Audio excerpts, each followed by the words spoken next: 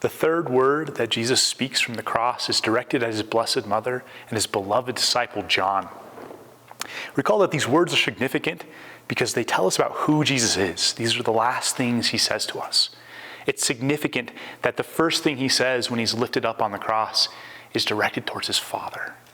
It's significant, and it tells us about who Jesus is, that he pays very close attention, even while he's dying, to the two criminals being crucified next to him. And in this third word, it's very significant, and it tells us who Jesus is.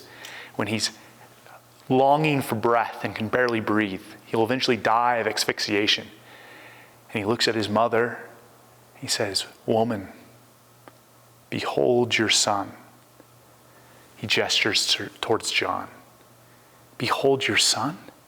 Look away from me and behold the disciple John. Behold your son." What does Jesus mean? And the significance of this is very powerful because Mary right now is in so much pain. Sin is a little bit like a flame. If we get a burn from a flame, it hurts really bad the first time. But if we get enough scar tissue and we damage the nerves enough, that flame might stop hurting. It'll still do damage, but it might not hurt as bad. Or it's a little bit like an opioid or a drug that dulls your ability to feel it, and so you need constantly more and more. Sin desensitizes us to the pain of evil. Mary and Jesus never sinned. They have no calluses. Evil hits them like a raw nerve. They can feel the pain and the suffering. And Mary's heart right now is pierced to the core when she's observing this traumatic, evil event that's being done to her son, her beloved one.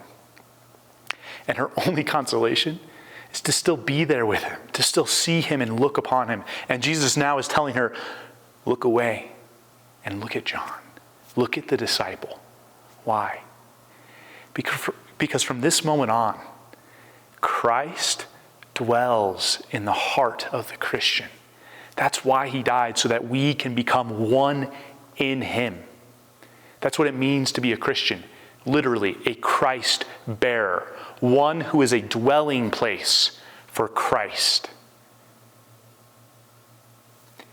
During this pandemic, it can be easy to forget that those around us are Christ bearers. Maybe we're around them too much. Maybe we're being forced to talk about things that we don't like talking about, forced to face fears that we haven't faced before. It can be very important to remember that religion is never just me and God. It's always done in a community. It's always done in community. And even in a pandemic, we still have to find the community. And one very important practical aspect of that is seeing Christ in the people around us. And that looks like something. It means that when I think about that person, what memories or what images am I calling to mind? For example, I'm living with Father Bill now, obviously. And if I called to mind all the times that he jumps out from behind his corner and scares me, I might grow a little resentful towards Father Bill.